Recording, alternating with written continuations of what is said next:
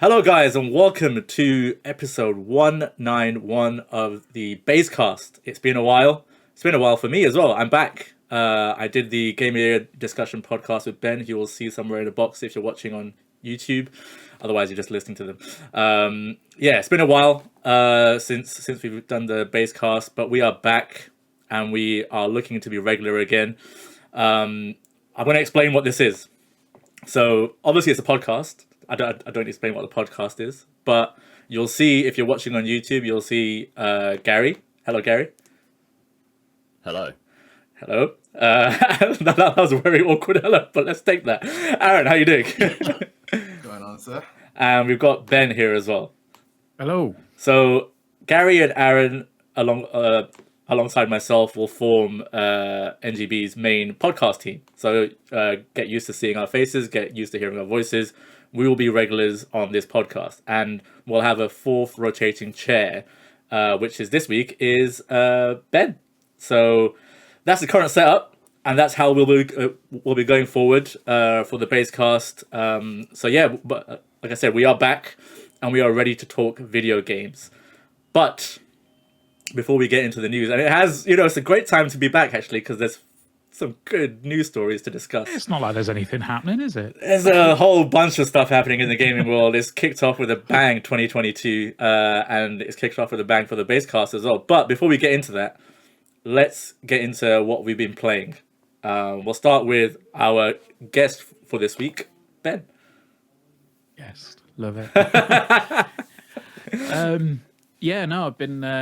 I've been playing quite a few things sort of over Christmas. And then New Year, I polished off the Gunk on Xbox Game Pass, which is a nice little sort of 3D puzzle platformer, adventure-y type game where you clean up a load of shit.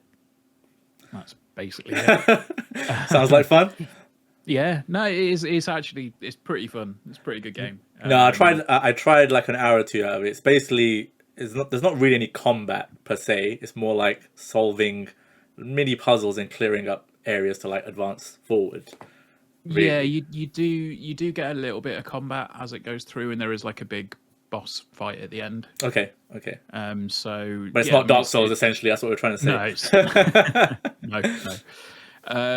What else have I been playing? I jumped into Spelunky 2 because that's now on Game Pass. It's more Spelunky. Spelunky's brilliant. If you've not played Spelunky, go play Spelunky. I'm saying Spelunky 2. How many times can you say Spelunky in a sentence? And I also started playing Nobody Saves the World, which is also on Game Pass at the minute. That is the new one from Drinkbox, who did Guacamelee. Yeah. And the weird, like, sort of room-to-room game on the Vita. I can't remember what it was called off the top of my head, but it's good. It's basically, if you imagine like Link's Awakening, if done by Justin Roiland. Okay, so Rick and Morty style. Yeah, it's kind of it's got a very odd sense of humor to it. Like you start off and you're just this guy that pushes things, and then as you go in, like further into the game, you go through the dungeons and stuff, you level up and you get to like transform yourself into different things.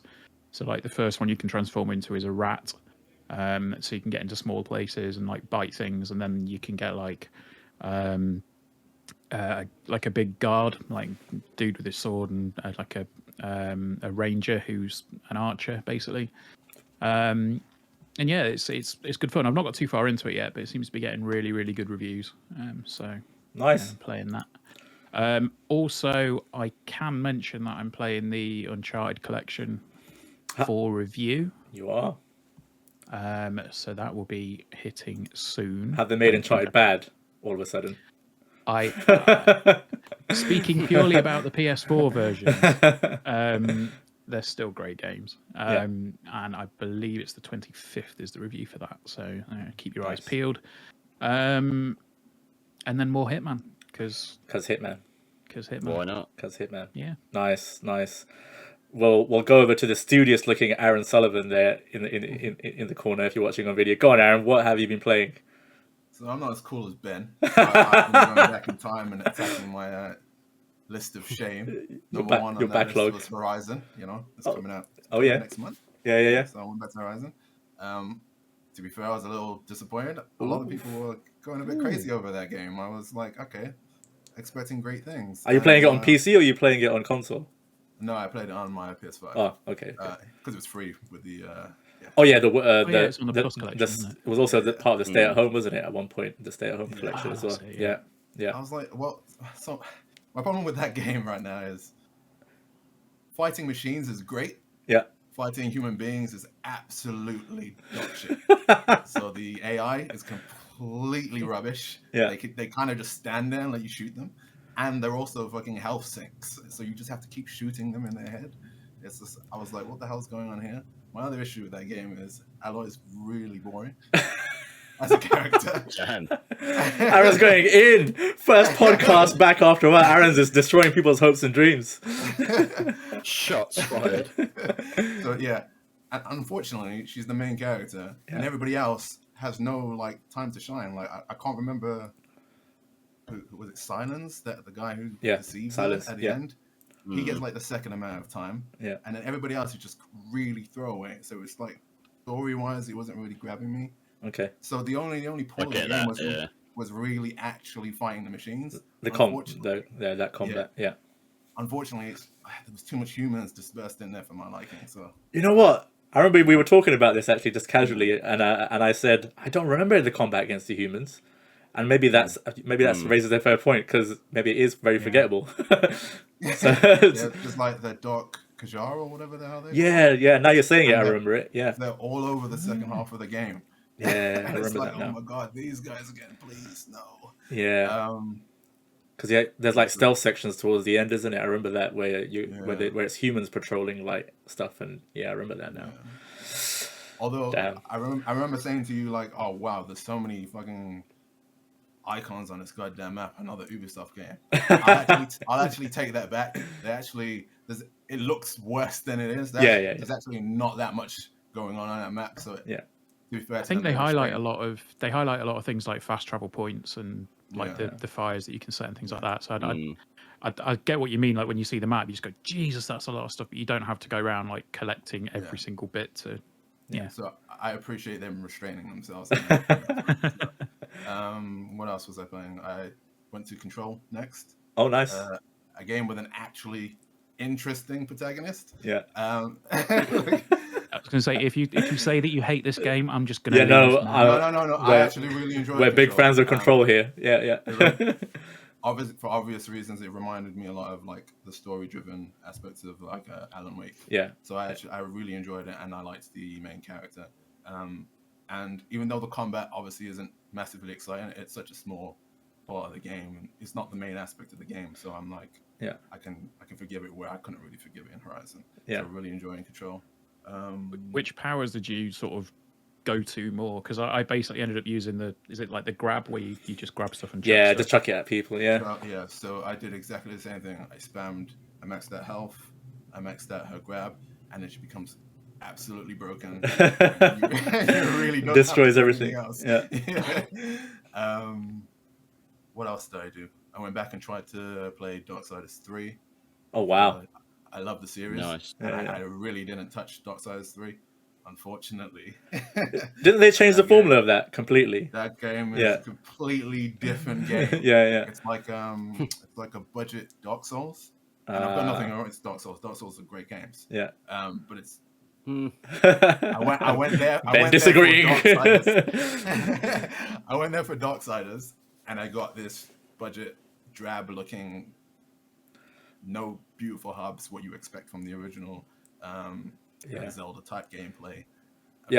I really enjoyed the first one. I remember we played it. It was on 360. It was really good. It was like surprisingly good. But wow, so 3 is not good. Basically, is what you're saying. I mean, again, I went in there with high expectations. Yeah. You know, and none of them were met. It broke your heart. It broke your heart, basically, is what you're saying. I know there are people that actually like it, but from what I understand, that game was made on some ridiculously tiny ass budget. Yeah, I don't think it had the same amount as the first two. Yeah, for sure. So, and then currently doing Fallen Order, which I'm enjoying. Jedi Fallen Order. Yeah. Nice. Playing a lot. It's free on PC at the minute, isn't it? Fallen Order. you've got Amazon Prime. Oh, really? Yeah, I think if you've got Amazon Prime, it's part of their gaming deals until February the 2nd, I think. I claimed it earlier today, so it's a good game. It's basically like Dark Souls like combat, really, type of thing, with the Star Wars universe. So yeah, it's pretty good. Damn, you're playing a lot, Aaron, but you're playing your backlog rather than new stuff. Yeah, I'm literally. There's a bit of a backlog, mate. All right. Well, I'm definitely going to turn that Horizon rant into a clip. So just get ready for some comments to come your way. Nice. Bring them on. And finally, Gary, what have you been playing? Because or is that background and the Xbox dashboard a hint to what you've been up to? Not really. We'll come to that later with the I'm sure we will. story. Yeah. So the main game I've been playing is Guardians of the Galaxy. Nice. Completed that. I thought it was amazing. Yeah. I think if I would have played it earlier, it probably would have been in my top sort of 3 or 4 for Game of the Year. The story was phenomenal. The writing, I actually think that the writing for the game is better than the movies. I think that as well. Actually, it's funny. It's got charm. It's in places it was hilarious. The combat was incredible. I thought, I didn't expect it to be as good as it was because of the Avengers game. I thought, Square Enix, is it Eidos Montreal, right? Yeah, it's the Deus Ex studio, isn't it? Yeah. Phenomenal. Did you notice I really Deus enjoyed Ex it. Easter egg? I saw something about that. So there's a bit late on in the game, I think, where Star-Lord's in the shower and he wipes his hand across the shower thing and sort of does that a bit like Adam Jensen. Yeah, that's cool. But that game was amazing. I'm just currently at the moment I'm getting close to the platinum. I think I need 2 trophies for the platinum. Nice. One is an absolute arse. The worst one I could have left till the end. Which one is it? So it is collect 65% of the entries. That's the one that I took a long time as well. And the game doesn't have a chapter select, so you have to go through the whole game again to do it. It's nonsense. And you also can't. The game also, I believe, doesn't tell you how many you already have. No, there's so you just that's horrible. There is a compendium part to it, but it's not exactly straightforward. If you look at the menus, but that platinum should have been easier than it was actually. But it wasn't. It's just a grind, right? It's just just playing until it pops, basically. Apart from that, just sort of random stuff with my nephews, like a bit of Among Us, a bit of Forza. Yeah, I can see that in your background. Yeah, Among Us. Just nice. Sort of trying out stuff on Game Pass mainly, but the main game I've been playing is Guardians, which is incredible. Everyone should play that game, and it's on sale at the moment. So I agree. Good game, very good game. Aaron will play it in about 2 years' time, I think. I think I've got to get to Ratchet before I get to. Good I'll shout. throw one more in actually. Go on. Just very quickly. I completely forgot. And it's the main game that I wanted to sort of get in initially. The Pedestrian on Game Pass. Okay. It's like it's a puzzle game, and you play as a stick man on a warning sign. So you get your bathroom signs or wet floor signs. Oh, okay. And stuff like that. Yeah. It's basically like that as a character, and it is a platform, like a 2D puzzle platformer, and you have to go through. Basically, you move from sign to sign, do all this stuff. But the weird thing about it is, in the background, you've got these really lovingly detailed 3D environments that just pass you by completely. Okay.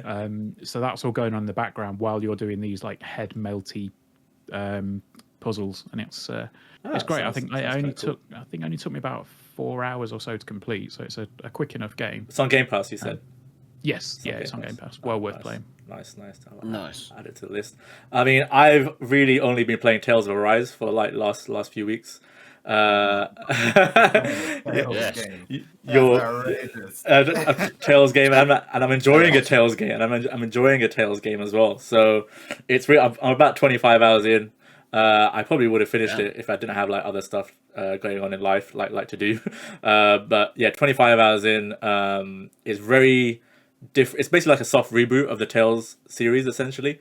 The Tales games have been good in the past, but they've been technically like kind of old gen looking, like the visual style, like it's anime style, obviously, but it still looks like it's from the 360 PS3 era.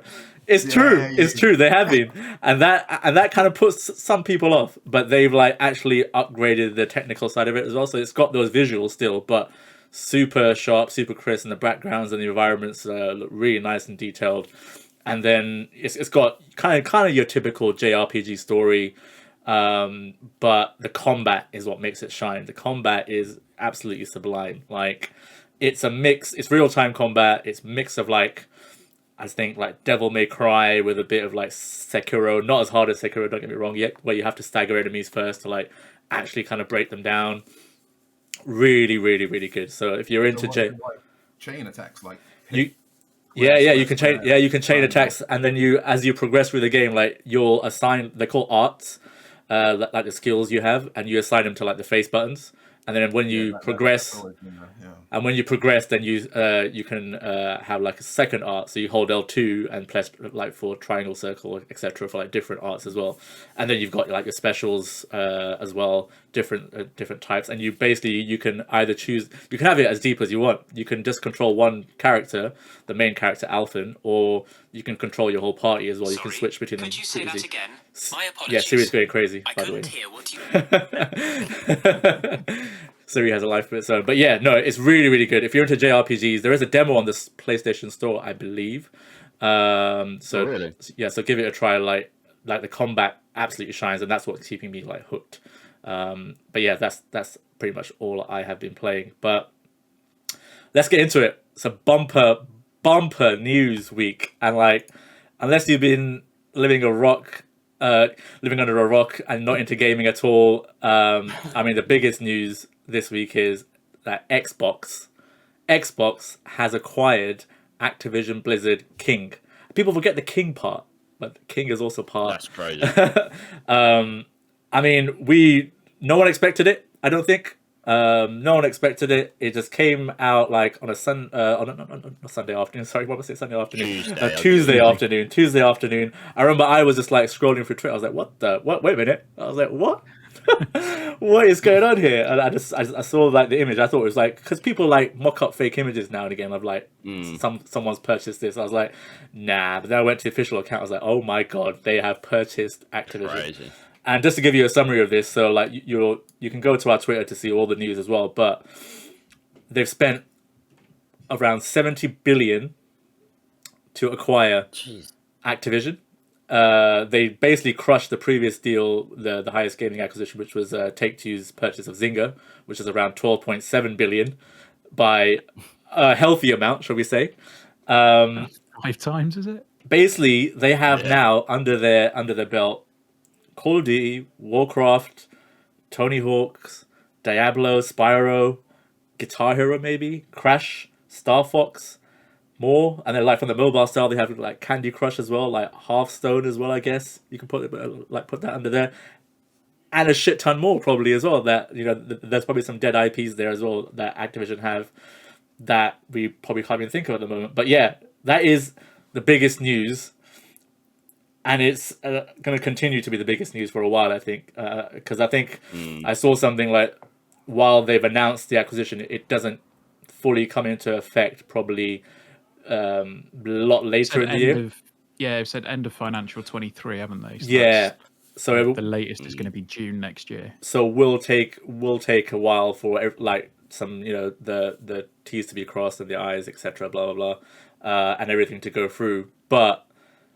I know everyone has thoughts. I'm gonna start with Aaron this one because I know Aaron has some interesting thoughts. Why?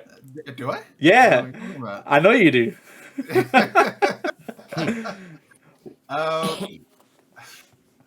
I don't know how to feel about this actually. I mean, on the one hand, obviously, great for Microsoft and everybody in the Xbox ecosystem. Probably going to be a shit ton of new games on Game Pass eventually, but. I'm wary of one company owning all the big boys. Yeah, I agree. Having this kind of monopoly in gaming is not a good thing. And I don't think who's going to stop them really. They've got all the money in the world, unless there's government intervention. I'm not entirely sure how that would go. Which there is apparently, I think, on this. Oh, is there? This Yeah, deal. I think I saw that as well. They're saying that there might be an antitrust lawsuit coming in. Yeah. Interesting. So, I mean, they'll probably get away with this one, but who's next? Do you get what I'm saying? Like, if we leave them unfair, they're just gonna keep trudging through, and I just don't want to see that. I feel like gaming is already going in a direction where there's too many of the same games because one specific type of game sells. To have all of that just under one umbrella on top of it, it seems like the wrong direction for me. I don't know how you guys feel about it. Well, I think having that thing there about like one game, one type of game being pumped out over and over, I think the possible benefit of this is that Microsoft and Phil Spencer with his direction on it, he knows. I'm not pinning it all on him, but I think they understand that it's not just about the big AAA titles. It's not just about Call of Duty every year, because I think every studio that works for Activision or every studio under Activision's banner is now a Call of Duty studio. Yeah.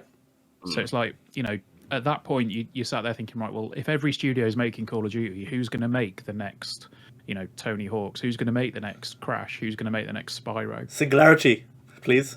Yeah. All that stuff. And you just think, like, I think this could possibly be a bit of a branching point for those smaller studios, because Microsoft can sort of turn around and say, right, okay, yes, we're probably still going to need to do Call of Duty every year. Well, we will do Call of Duty every year, but at the same time, like, here's some people from other studios, like, could you imagine people like Double Fine working on a Crash Bandicoot game, and because they now own the IP, so they can give it to anybody. So I think it's probably healthy for the number of games that are going to come out, but I do definitely agree that you're not quite a monopoly just yet, but you're getting to that stage, because when when you look at some of those names of franchises that have got, I mean, I've got a list up here, and it's like the titles that they now own, and it's like Blur, which fair enough, that was a good racing game way back when. Yeah. But yeah, you've got like Call of Duty, Candy Crush, which let's not forget, that's probably one of the reasons. That's huge. Yeah. Prince money, that. Yeah. You got Crash Bandicoot, which is insane to me that Xbox now owns Crash Bandicoot. Yeah. PlayStation mascot that was Crash it's Bandicoot. Kind of a Sonic situation isn't it? Like, you wouldn't see it on a Nintendo console. Now you're going to see Crash on an Xbox console. Yeah. But like loads of titles there, and I mean, the obvious thing that everybody's asking now is like, are these games going to be exclusive? And hell no, that's nonsense. It's not going to happen. I mean, that's a good question. That's a good question to ask. That's a good question to ask. Most of what games you're talking about, right? Like the mainstays that people are worried about, I guess, like Call of Duty. Like, that's not going to happen. That's money lost. You have to put that everywhere. Interesting. What about this then? They keep Warzone, which is free to play. Yeah. They keep that on every system. I think that will happen. Yes. But the single player campaigns are, and the associated multiplayer games around that are then exclusive to Xbox. Yeah, I think that's what happened. I can't see that happening. You don't spend $70 billion on something and share it, do you? Well, I think the immediate upsides to that was obviously Game Pass. They want Game Pass to take over the world, don't they? I don't think, at least not in the immediate future, I don't think you start removing IPs that people associate with every console and start putting them solely on your console, because then what about the people who just refuse to come to Xbox? You're losing their money. Don't forget, there's PC there's PC in this ecosystem as well. Yeah, well, I mean, that's what's happened with Elder Scrolls, isn't it? Yeah. Come on, Gary, you're going to say something. Question for you guys. Yeah, here's a question for you guys. Do you see a Game Pass Lite coming to PlayStation in the future? With the likes of Call of Duty, without obviously Halo and Forza and I don't think PlayStation will play ball with Xbox on that side of things. Notoriously, Japanese companies don't play ball with that type of thing. I'd be surprised if it happens. I'd be very surprised. That'd be a huge change in direction, and like I guess from the suits, it'll be a huge change of heart as well. You never know; it could happen. That's the only way we're going to see like the main part of Call of Duty on PlayStation. I think.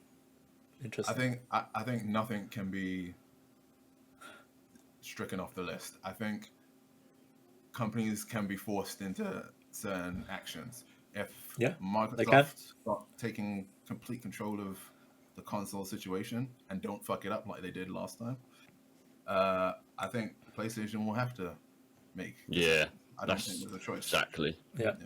No, because we got to remember, like you're talking about PlayStation and deal, the Call of Duty deal previously has been with PlayStation. So now, it was with Microsoft for ages, wasn't it? Yeah. And it went to and then went to PlayStation. And like you mentioned, like just going back to like when the deal will take place. I'm just reading something here. Between July 2022 and 23 is probably when the deal is expected to close, given all the regulations and stuff are appeased. And I think a big part of this also is like just reading out some like stats and stuff. The combination of this now, because they've bought out Activision Blizzard, is they become number 3 in terms of revenue in the gaming industry. Just automatically now, number 3. I think the only ones above them would be, I think, Sony and potentially Tencent, I think.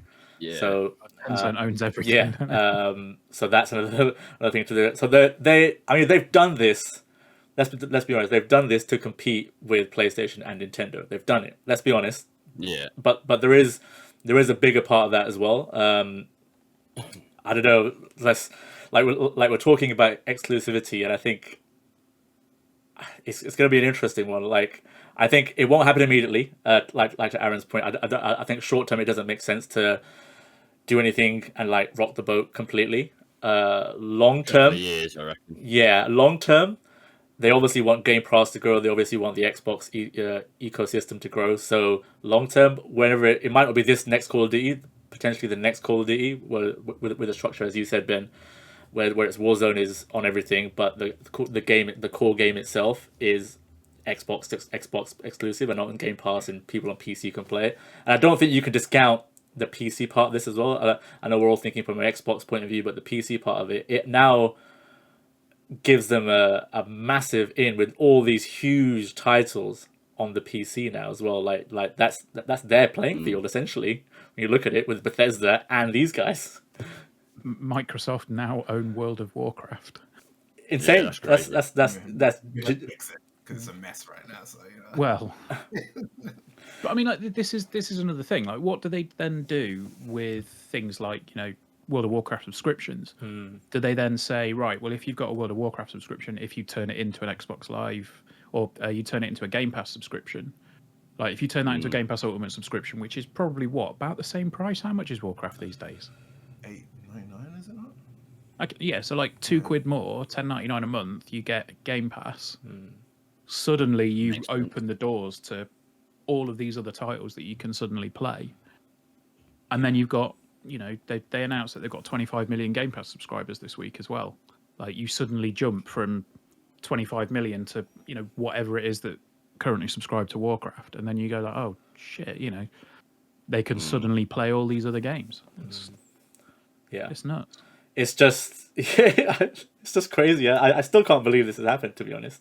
So the other question is, do you trust Microsoft with all these studios? Do you reckon? I think it was studios will just kind of fade and disappear. If it was Microsoft of old, I'd say, oh fuck, what's going on? But I think under this leadership they have, which is kind of akin to the 360 era leadership, I think, and that sort of vibe, I think the studios here are mostly in good hands. Obviously, I can't say for certain, but I just think they're mostly in good hands with the leadership of Phil Spencer and like the people they had, like he has in his team as well. Like they also, with this deal, put out like a chart as well, like an org chart of people who are at the top, and it's a good bunch of people. It's so I think if it was like the Xbox and Microsoft of old, I'd say yeah, but I think now they're in good hands. So the follow-up question would be, do you think it's that way now because they've been coming from behind? And 100%, 100%, absolutely, 100%. Do you think if they got what they want, they'll try and shove a TV box under your TV again? Like, do you? I don't think they'll ever do that again. I mean, I don't. Yeah, I echo that. I'd hope not. I hope they've learned from their mistakes because, yeah, TV didn't turn out very well, did it? Let's be honest. It does amuse me that like that's Phil Spencer in his role. He's all about games, right? Yeah. It's not focused on TV like Don Matrix was. I was going to say, like, it's weird that like in the past 2 weeks we've had the two biggest acquisitions in gaming, and somehow they're both linked to Don Matrix old companies. They are indeed. Are we all subscribed to Game Pass, by the way? Just want to put that. So this benefits us ultimately. Let's be honest. It benefits, like, I think, if you're like, they announced with this as well, they've got 25 million subscribers to Game Pass. That is a huge amount, and it's only going to grow now. Like, people, the casual people, because this story has made waves, like, just in the casual, it was on the BBC yesterday as well. Like, you watch the news, it was on the BBC, like a headline news there as well. So people are now thinking, oh, wait a minute. Yeah, exactly. And now people, like, casual people think, oh, they're all coming to Xbox. Oh, yeah, I might need an Xbox. Yeah. That's the mindshare thing, isn't it? Because you remember the narrative around the Xbox One was you can't play this online. Yeah. Because that was, they fucked up the reveal on that, and they had a really bad policy in place. Royally. Like, we were there. Yeah. Now you've got a whole thing about, okay, well, Microsoft have just bought the people that make Call of Duty. That's the headline. It doesn't matter if it's necessarily going to be coming to PS5. Like, that will stick to people, and they'll be like, okay, right, well, Call of Duty's from an Xbox studio now. Yeah. That's it. And I mean, I've been having a conversation with a group of people tonight, and we just said, look, someone said, oh, they posted a GIF of like Phil Spencer as Thanos, like pulling the Activision thing out of Vision's head, and I was just like, well, it's a crazy acquisition. He's like, well, I might have to buy an Xbox now. Like, that is the general thing I'm seeing as well. From just like, we sometimes live inside the echo chamber of like us core gamers, and we don't see what the casual kind of market or casual audience is saying. And like, I think the waves the story has made is turn some heads and like, oh, wait a minute, yeah, to play this I'll need an Xbox, which you don't really. You need a PC or an Xbox, or you could subscribe to Game Pass and get just play on the cloud if you want. If you want. But because the word Xbox is there, Call of Duty is like, I need an Xbox to play Call of Duty, and like Series S is it's a great price point. So in hindsight, the Series S was a fucking masterstroke. Yeah. Absolutely. And that was in stock during like all these shortages and stuff, so it probably sold a bit as well, so shifting some units. Before we move on to a different part of this story, just some predictions. I mean, hopefully we're still doing this podcast in a few months' time. What do you think will be the first, let's just say there will be an exclusive game, which there probably will be at some point. What do you think the first exclusive game from this deal will be? Let's start with Aaron. I'm going to be modest about it. I think everybody should not panic. I think you won't get your favorite franchises aren't going to go exclusive. Not yet. Anytime soon. So I think the first one will probably be something new. Okay. I don't know from who, but it will probably be something new. Okay. We'll hold you to that. Ben, what do you think? DJ Hero 4. No, I don't know. I honestly think we're possibly going to see Call of Duty 2023 as a story Xbox exclusive. Like as a I think we should bet on that. How much? I think we should bet on that. I'll do it. We'll talk off air. 50. Oh, Aaron's. Oh, wait. Gary's got you on 50 quid. 50, yeah. All right, 50. Let's do it. Let's do it. So I'm guessing Gary. Not the Warzone part, just the single player like and the main game. But other than that, like, I think, to be honest, I think even if it just launches on Game Pass, like, that's just going to be huge. Yeah. I mean, it will do because they've said it's a first party title now. Day one Game Pass, it will be 100%. So Gary, your answer's the same. All the old Call of Duties. Yeah, they'll come in. Yeah, they'll come to Game Pass. Yeah. So Gary's the same answer as Ben, and has a 50 quid bet with Aaron. I mean, if Ben wants action, I'll drop you down. I'll drop down. Put me down for 20. There you go. I'm not as flush as cash as Gary is. Come on, Gary. I think it's going to be a while before we see like an exclusive per se. And people have been talking about Call of Duty having like a break or whatever since this sort of acquisition happened. But I can still see the Call of Duty side of it, because that's that's the headline game, isn't money it? side of it. That is the name Call of Duty. Everyone knows it, right? Yeah. It makes it's been.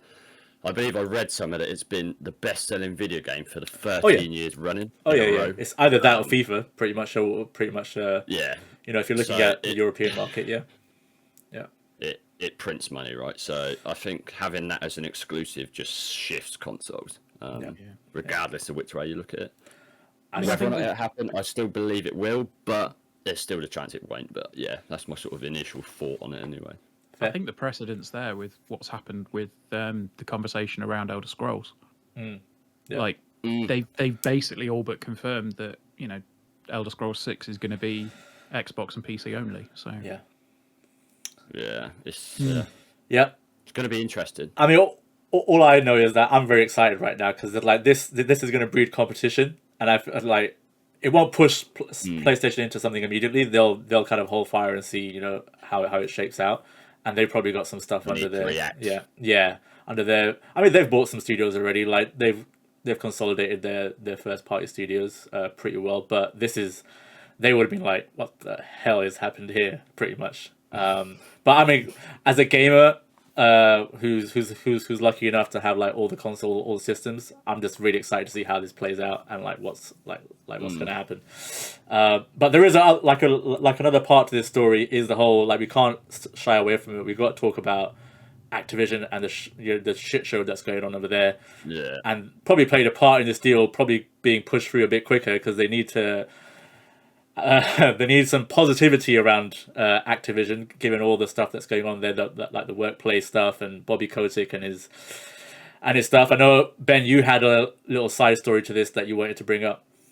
Yeah, I mean, it's just ridiculous. Like, the whole thing about Activision at the moment was like, okay, cool, toxic work environment, like women reporting things from, you know, sexual harassment in the workplace to outright sexual assault and rape and everything. It's like, Jesus Christ, this is just, it sounds horrendous.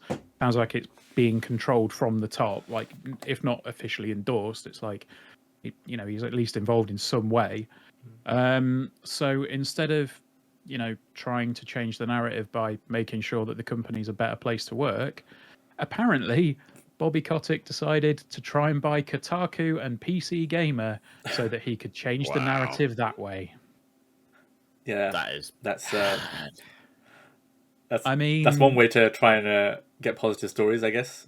Like, what the fuck? Just, I mean, you know, there is no feasible way that could have worked.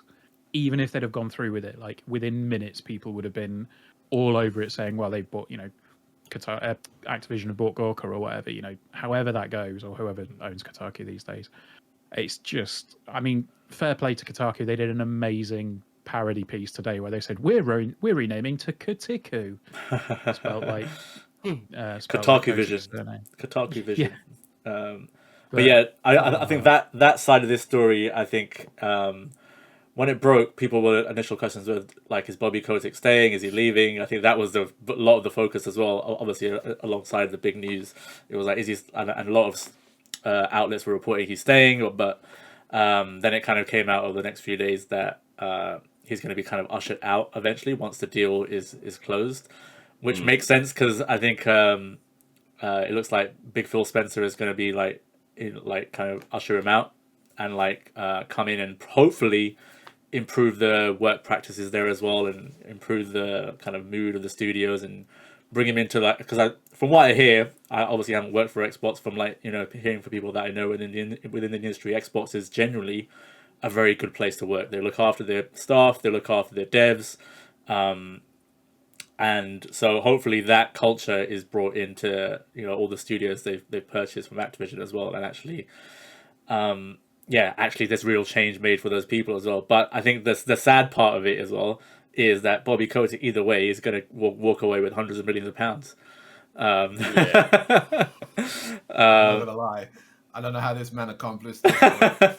kudos to him. He's like some undercover maniacal evil genius. Evil genius is probably the way to describe it. Yeah. Christ. Satan's semen burning away down his throat. I mean, I read somewhere that if as he's ushered out, he'll get like 300 million anyway, and then but if he's forced out, like pushed out, he'll get like additional payout of 290 odd million.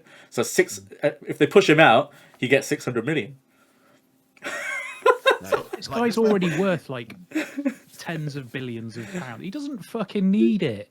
Just walk away. It's just like he's like a board member for like Coca-Cola as well, so he's getting a big wedge there. So. Wow. Fuck Bobby Kotick. There we go. Come on, Aaron, you're gonna say something. The weird thing is he obviously thought about this beforehand. Yeah. Like, did he have any hand in helping or manufacturing this deal? Well, the rumors come out. News has come out tonight. Apparently, he approached Facebook to see if they wanted to buy them.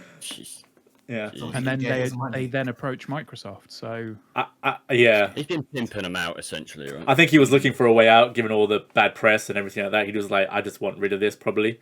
And he found Xbox as a willing buyer, which is it's a double-edged sword if when you look at it from, I guess, a morality point of view. That Xbox is, I guess, the good guy here, but whatever happens, Bobby Kotick still gets hundreds of millions of pounds. But hopefully for the people that are left at these studios, they get to work in a better environment, and better environment means happier people. Hopefully means better games coming out for us as well. So everyone has a winning situation. Yeah, I think that has to be Phil Spencer's priority to change the environment, and I think it will be, because he knows, like, regarding Bobby Kotick leaving, I think it had to happen, because it would be a bit ironic because Phil Spencer came out like a couple of months ago, whatever it was, and said, I'm disgusted and we're keeping an eye on the situation. Yeah.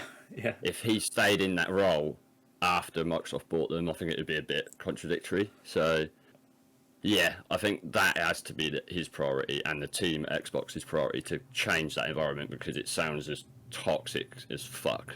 Yeah. Excuse the French. Yeah. No? I mean, I love the fact that Microsoft or Phil Spencer said, we're changing the way we do business with Activision. And that turns out to be buying them out for 70 billion. Yeah. I mean, that's one way to change it. And that's probably a nice note to wrap up this massive story. I can't still comprehend how massive this is. This is absolute game changer almost for the industry. But I'm sure we'll hear more from it, and we'll probably have more on the podcast from it as well at some point. But moving on to the other side of the console war, shall we say, the war. News broke this week that PS3 games have started appearing on the PlayStation 5 Store.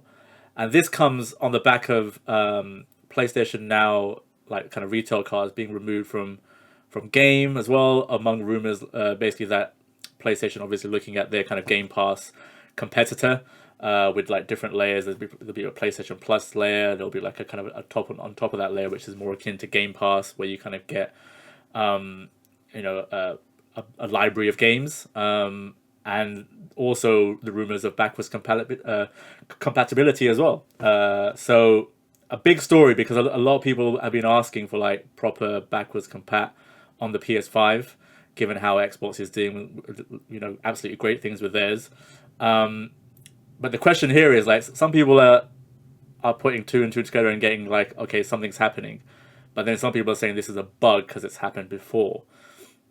Which side do you land on, Gary? What do you think is happening here? Bug. You think it's a bug?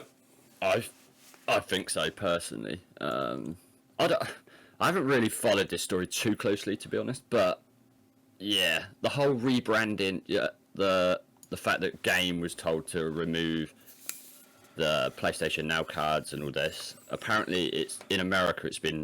That happened like 2-3 months back.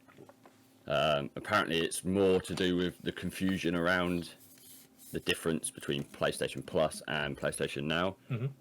Read into that what you will. And I think everyone, obviously, that's come out, and then the whole PlayStation 3 games on the store. I think people have got those two together and sort of turned it into a story that it isn't. Interesting. I don't know.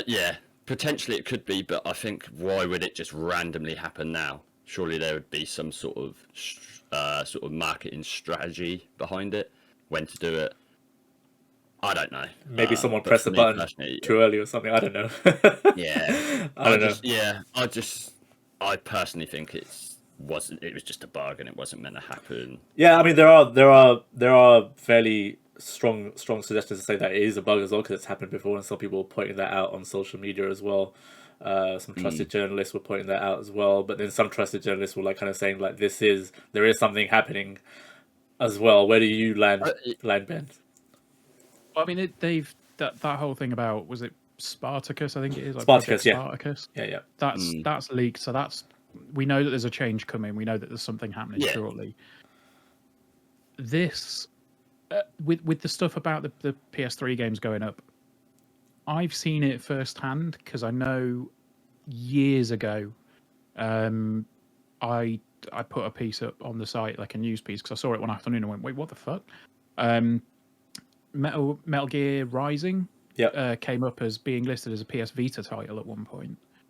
I don't think many people picked up on it, but I know we did, and it didn't, surprisingly didn't get much traction. But like, it's one of those things that it can happen, but the fact that there's a number of titles that have had it at the same time, that suggests to me that it's a bit more than a slip of the finger, or a bug. I think the truth probably lies somewhere in the middle. Like, you're not going to have, personally, I don't think you're going to have full on library of PS1, 2, 3, 4, and 5 games available straight away. Fully back compat. Like, I think there was some news the other day about a patent that was doing the rounds as well, about the backwards compatible stuff. I remember seeing that before the launch of the system, because I got really excited when I saw that. Yeah. So before the PS5 launched, I remember seeing that and thinking, Jesus, this is going to play all the games. Yeah. And right up until the reveal, I remember talking to, I think I was speaking to Gary at one point. I said, honestly, genuinely think this is going to play all PlayStation games. Like, this is just going to be the PlayStation. Obviously it didn't happen. It did happen. Yeah, I just wonder how much work's still being done on it. And like, I think the fact that there's been murmurings now of this big change for PlayStation Plus for a while. Yeah. I still don't see them put in, like, Horizon, God of War, Gran Turismo, all of that. I don't see them putting that on any service day one. Like, somebody made an amazing comparison the other day, and it's like, if you look at Game Pass, and then you look at what's being rumored for PlayStation, it's like Microsoft's a bit like Netflix. Yeah. In that you have, a shitload of games available. Some of them are absolutely amazing. Some of them probably not worth your time. But then that, like, PlayStation's going to be like HBO, where, something will come out and it will just bang. Like, the money will be dripping off it. Like, you can see the production values everywhere. Yeah. And it's like hit after hit after hit, but it'll cost you more. Yeah. So, yeah, I thought that was a decent comparison to make. That is a fair comparison. Sorry, Gary, I cut you off before you were about to say something. Do you want to add anything? You can't remember now. It's been so long. Aaron, so we'll go over to you. Yeah. We'll go over to you. Like, do you care about this? Do you care about backwards compatibility on the PS5? Do you care about, you might care about the Game Pass competitor? Like, do you think it will be all in one? Like, what's your thoughts, man? I don't care about the backwards compatibility, personally. Okay. Just because I don't let go of my consoles. So if there's anything I want to play, I'll just plug that console in and play it. But I also understand there's a shit ton of gamers that do want it. Yeah. So Sony, come on, what are you doing, man? Put your finger out, just get on it. As for the new services, same deal, man. Like, look, you see what Game Pass is doing. You see the new merger that's happening between Activision. You need to steal some of this thunder away from Xbox, man. Like, get on it. Like, what are we waiting for? Yeah. I don't really understand. I think that's what they're planning, right? So I think this Spartacus thing is probably a real thing. It is happening. Like, there's such strong talk around it. Like, it can't just be like a situation where there's smoke and there's no fire there. There is definitely some fire there. There is definitely smoke coming from somewhere. And around the whole backwards compatibility thing as well. I think if it happens, I think it will be just PS3 at first. It's kind of how Xbox did it as well, right? They kind of layered it out with titles rather than just bam, you've got everything there. So I think it will be PS3 first, but hopefully, because they've got, like you said, Ben, the patent was first in 2019, I think, and then it recently they've lodged it again over like last few weeks. So that's why it got picked up again. So there's something going on both sides. Probably it all comes into one where it's a tiered approach, probably, and it probably will be more expensive. But the question I want to know is like, will they bite the bullet and put their first party stuff day one exclusive on the highest tier? I can't see it personally, but there are strong arguments to say. I know Aaron made a point before when we were discussing. He was like, "But you look at Game Pass, and they might change their ways. They might be like, wait a minute, we might have to bring our stuff because people will always compare it." So there's a strong argument for both, and I understand both, but I personally think they won't. But let's see what happens. I can't see them doing it. I mean, the amount of money that they put behind, like, Horizon at the minute, massive marketing campaign for it. God of War, it'd be the same. Like, the amount of money that they're putting behind these games, they want to maximize as much profit as they can. I think they might do a EA Play thing where they like I was gonna say like 6 months, 8 months down the line or whatever. Exactly that. But I think either way, the top tier, which is like the Game Pass competitor, will be more expensive. Just expect it to be more expensive because it's gonna bring with it PlayStation Plus, and probably they're gonna charge a premium for their back compat library as well on PS3, obviously originally, and PS4 as well. And then whatever PS5 games they have on it, they'll probably have like the first wave of PS5 games on it, most likely, like something like Miles Morales and stuff like that. They'll probably have that kind of stuff on it. But I think they've got something cooking, and we'll probably either see a state of play soon, or we'll either see a showcase soon enough. And we shall find out. I just want to play MGS4 again. I mean, that would be nice, wouldn't it? It would be nice to play MGS4 again on your PS5, and just I think it'll. Personally, I want PS2 compatibility again, and I can play the PES games that were actually good. But PS2, but one can dream. Okay, and now we'll move on to a story which I'm quite passionate about, but I won't have my take on it until a bit later. And NFTs, everyone's favorite free letters, non-fungible tokens for anyone that doesn't know what NFT is. So they're a thing in the gaming industry now, and like a couple of news stories. Like firstly, on the SEGA side of things, they have registered a trademark in Japan for SEGA NFT. This kind of comes after the CEO, kind of like the head of like SEGA in Japan was like kind of umming and ahhing about it, thinking, is it something we want to do, etc. I mean, well, they've gone ahead and registered a trademark, so something's going to happen from a SEGA side. And then obviously Konami announced their input into this space, and shock horror, and did an auction with a bunch of stuff, bunch of PNGs. And basically some gameplay clips, which people seem to have bought, and I don't understand what's going on really in the world now. Where I mean, Konami reportedly made over 160K in terms of dollars on their auctions, and like the highest seller was a piece of Castlevania art, essentially a PNG, for like 26K. And the other stuff, as I said, was like it's like gameplay clips essentially, and other bits of artwork. I mean, I don't know. I mean, Aaron, do you have any thoughts on NFTs? Like, are you an NFT purchaser? Are you going to go into an auction and buy some? This NFT shit makes me feel stupid. You know why? Because I look at it and I'm like, this doesn't make any sense to me. So you've got I'm the same. You've got images that can be easily copied at any point. Yes. So it's like, it's not like it's a physical piece of art that would be difficult to replicate. These are bytes in the computer that can be perfectly replicated at any point. Yes. Why is anybody paying money for this? I saw one of the things on the Castlevania list, which was the gameplay. Yeah. Sewn together. Okay, so if I really want that, I could just buy those games, play those games, and cut them together myself. Why is anybody paying what 26?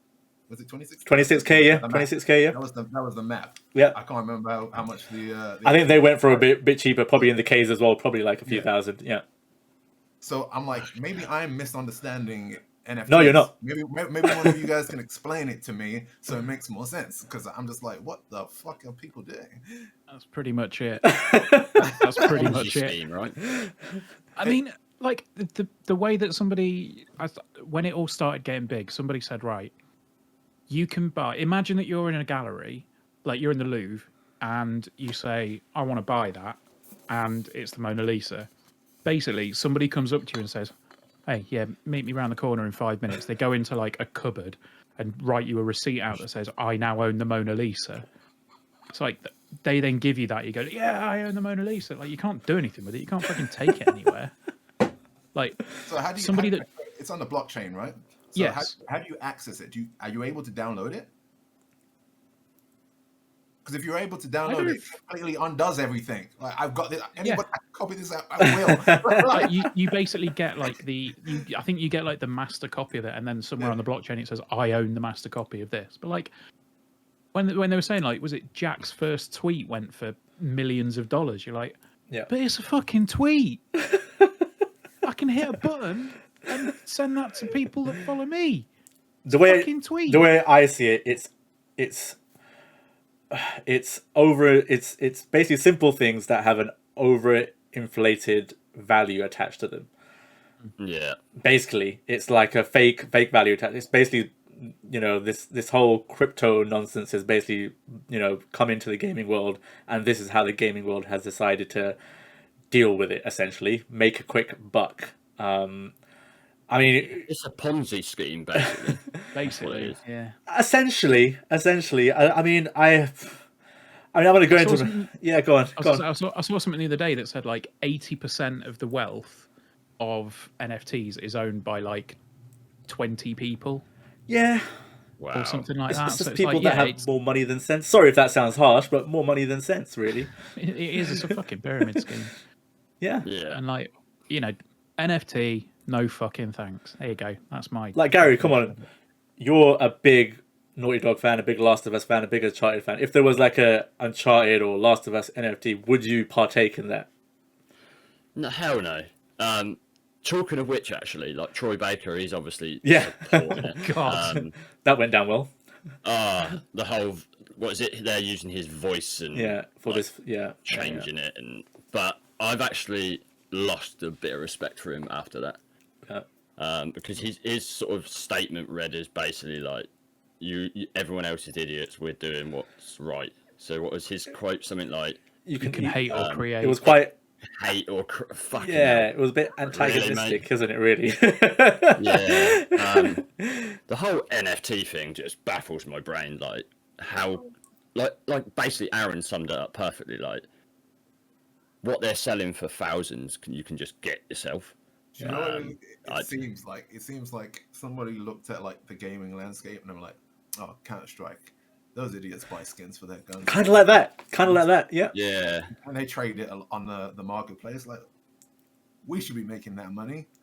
NFTs. And I was like, that's what they're doing in Ghost Recon, essentially. It's skins that are being sold for like, you can't actually buy them with actual currency, you need to buy them with cryptocurrency. But they're going for like, I mean, $30-$40, like some more expensive as well, but essentially just skins that have been attached like a inflated value. It's like, just don't get it. It's the same as a normal skin. Exactly. With a different serial number on the gun that you can't see during gameplay. Exactly. Yeah. Exactly. Absolutely pointless. Exactly. Like, these companies think you're morons. Don't do it. If anybody's listening to this, do not spend your money on this foolishness. The thing is, like, somebody said to me, what happens if EA introduce NFTs into FIFA? So, like, you can prove that you're the first owner. That will just be... That will blow the fuck up. Yeah.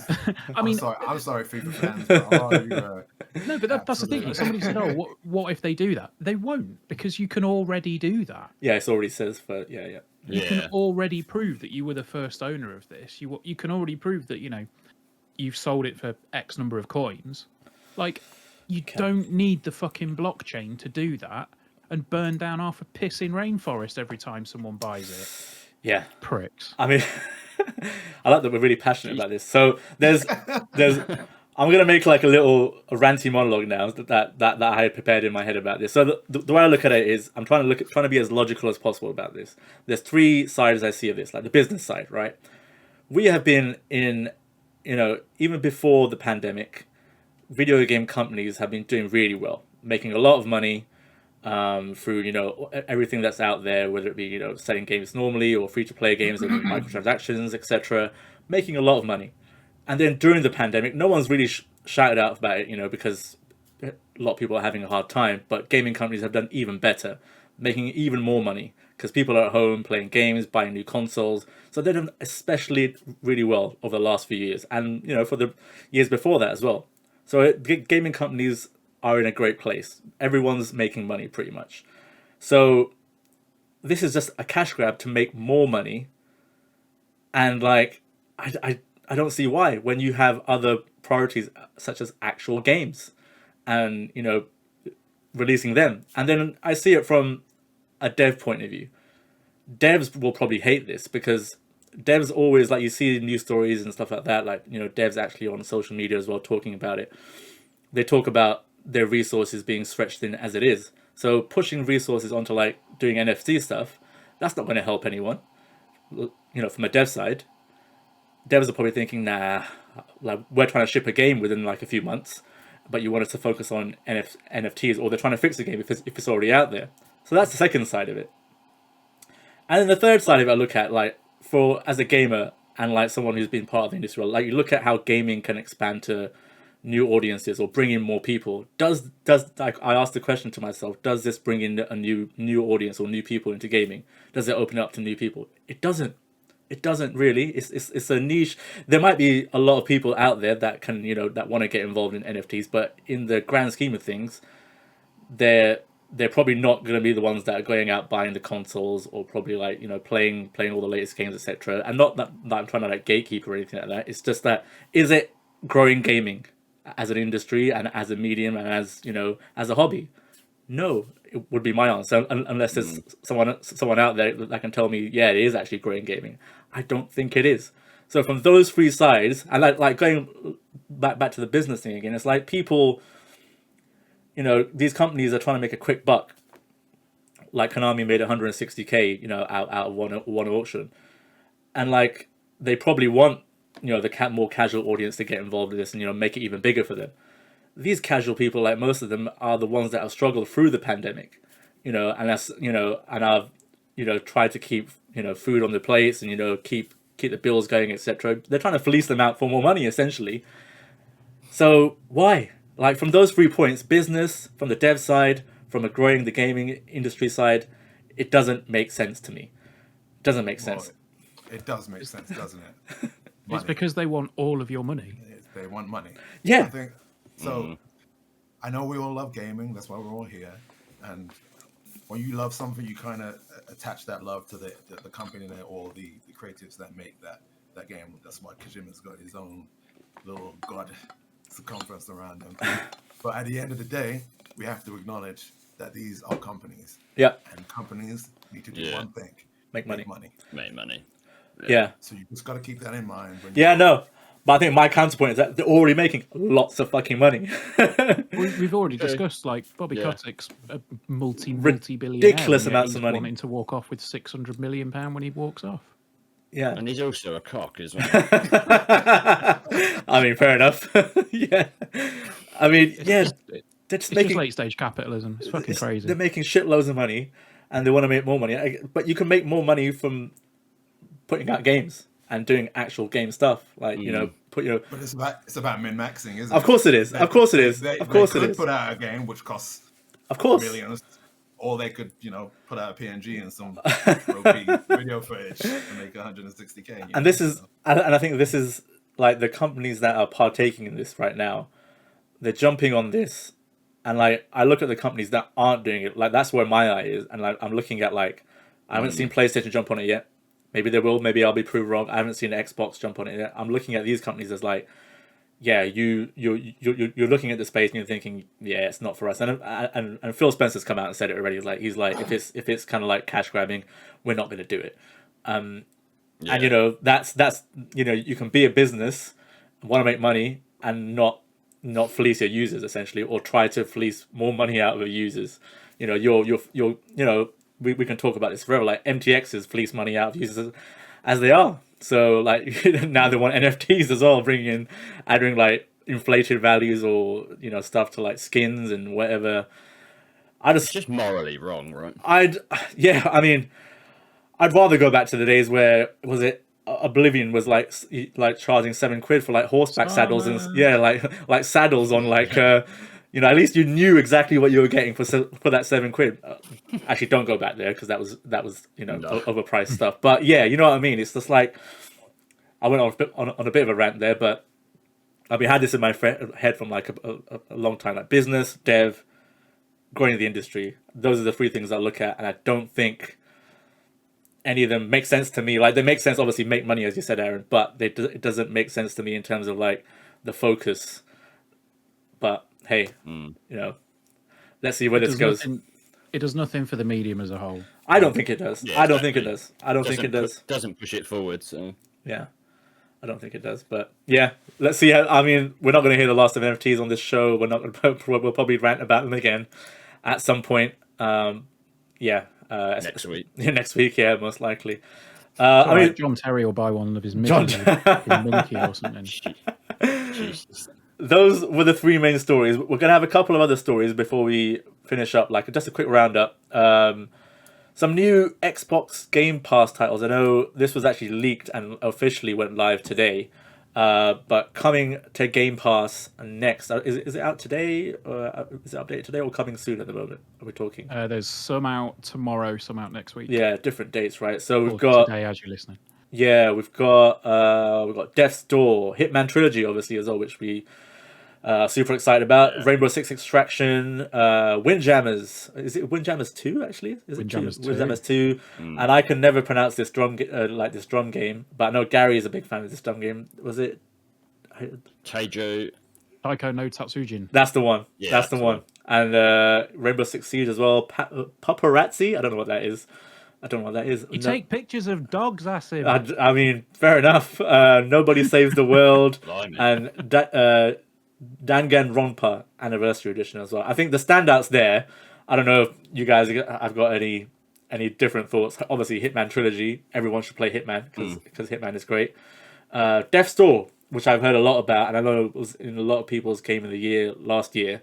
I will probably check out at some point. And obviously Rainbow Six, which I know, Ben, you're going to cover for the site as well. So, I mean, those are the standouts for me. Anything you're looking forward to? Aaron, will you, after you go through your 4 years of backlog, is there anything you come back to here? Damn. Danganronpa is usually an interesting series, but obviously Hitman is the big one. I'm a massive fan of the original. No, it was a little bit buggy and not quite the expansive world. You need to play Hitman 3. People would want in this day and age, but I still think it's an absolutely fucking great game, Hitman 1. So yeah, Hitman 3. Danganronpa, that's about it. Not really. Used to play a lot of Siege. We used to all play a lot. We used to always play a lot of Siege, yeah. But I have a slight disdain for horde modes in games. I just like the loop is great for like the first 10 goes, and then I'm like, okay, well, I'm literally just. That's essentially what Extraction is, right? Is essentially like a horde mode thing. I think so. Pretty much. Yeah. Well, Ben will let us know soon, I guess. Gary, anything you're looking forward to on that list? I know you got your Xbox turned on right now, so you might be going on to check some stuff out. Yep. Hitman Trilogy, because me and Ben spoke about it briefly in one of our chats, and I was originally going to buy it on the PS5. So good. I need to now. So good. Death's Door as well. I'm sort of interested in that, but I've got so many games to play, not enough time, so I'll get to it at some point. Some point in the near future. Some point. Hitman's definitely the priority because I want to check that out. So apart from Rainbow Six Extraction, Ben, obviously you'll probably download Trilogy again, I'm guessing. Yeah, well, we're gonna have some hashtag content around the Hitman trilogy because there's a new. It's the Elusive Target arcade. That's launching with the trilogy, so there'll be a new way to play the Elusive Targets. So we'll be covering that. Nice.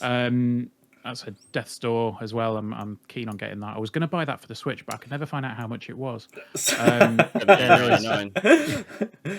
an in-joke in our chat. That is very much an in-joke from the group chat.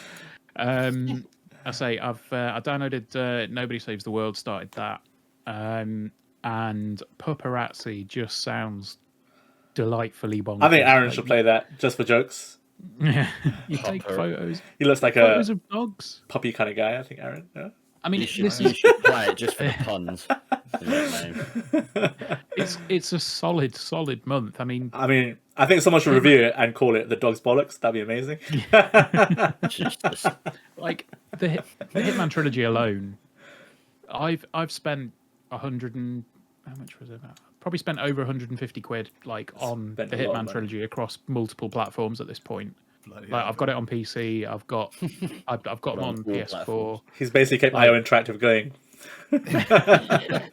Obviously we got it for review.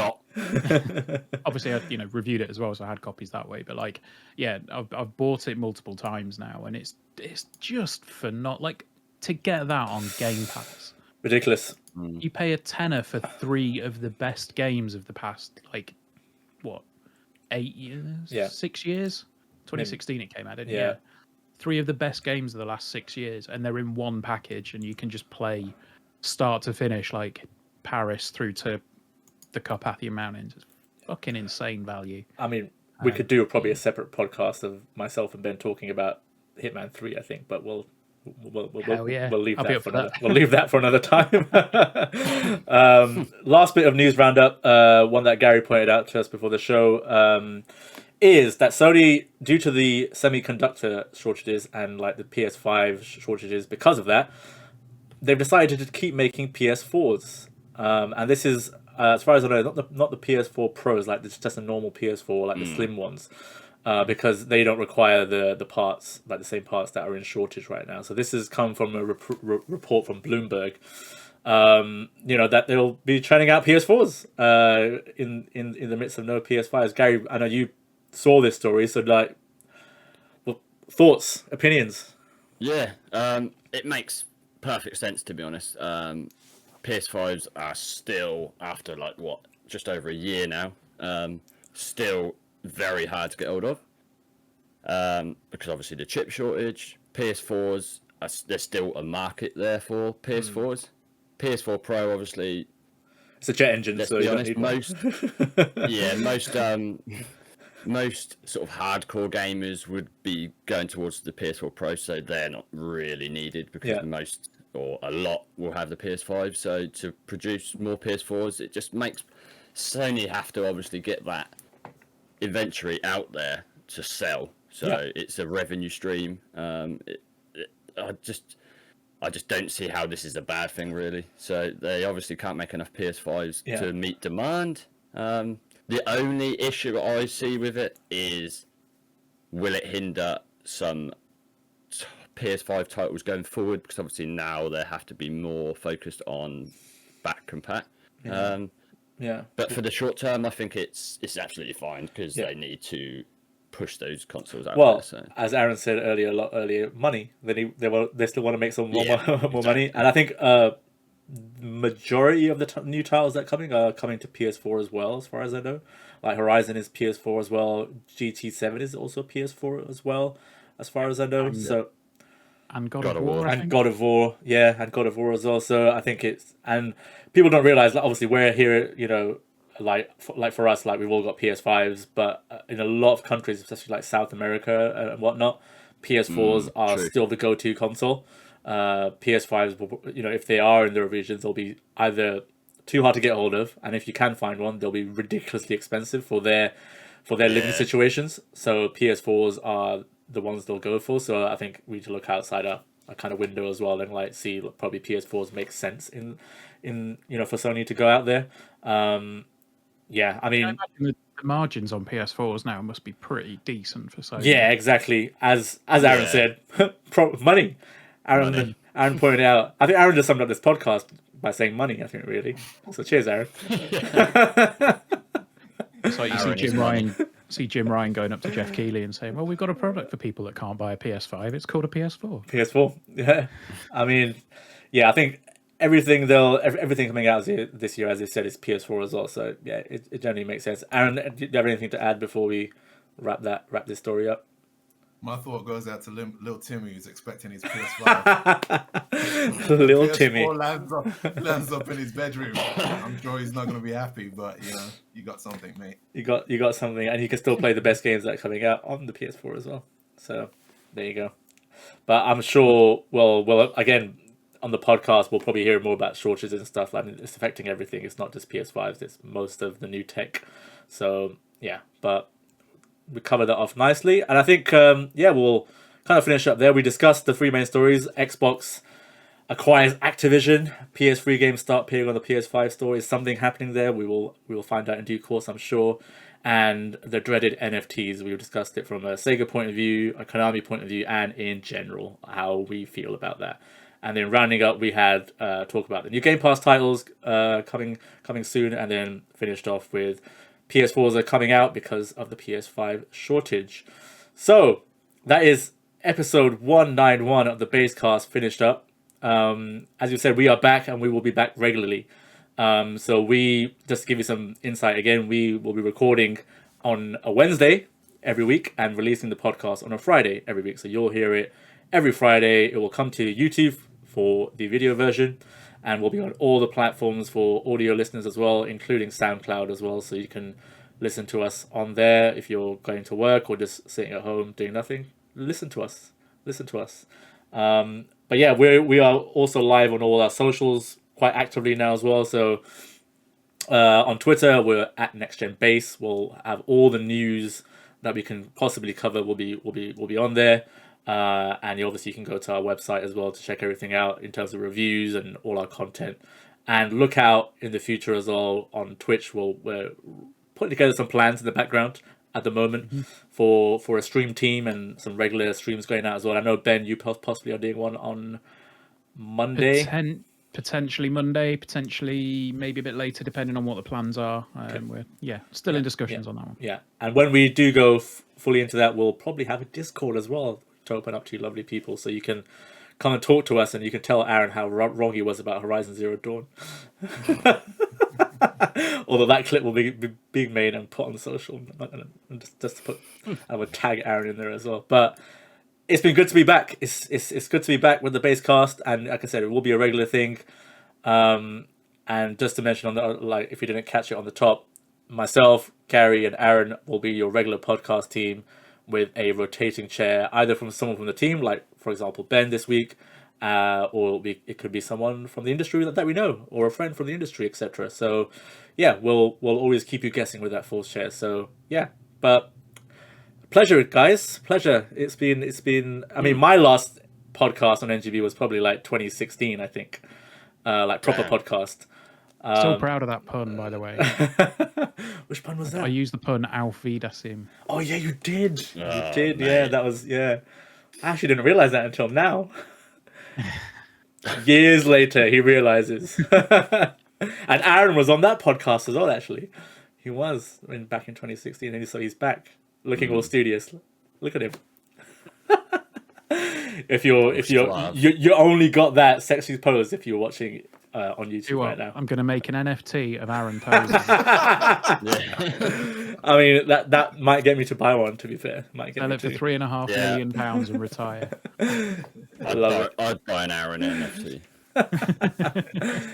Love it. Well, thank you guys for being on here. Thank you, Gary. Thank you, Aaron. Thank you, Ben, for being our guest this week. And we will be back next week. Thank you for listening, guys, and watching. Bye. Bye. Wave, Aaron.